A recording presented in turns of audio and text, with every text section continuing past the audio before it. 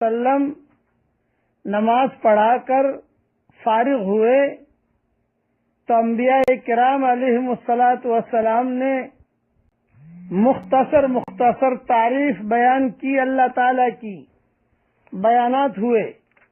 ये पुरानों का सबसे पहला इज्तिमा है। सारे के सारे अंबिया, सारे के सारे कई फरिश्ते जमा हैं। सबसे पहले हज़रत इब्राहीम अलैहिस्सलाम ने बयान किया, मुख्तसर बयान वो सुन लीजिए। इब्राहीम अलैहिस्सलाम ने कहा, तमाम तारीफ उस अल्लाह के लिए है जिसने मुझको अपना खलील बनाया और मुझको मुल्क अजीम अता फरमाया और इमाम और पेशवा बनाया और आग को मेरे हक में ठंडा और सलाम बनाया।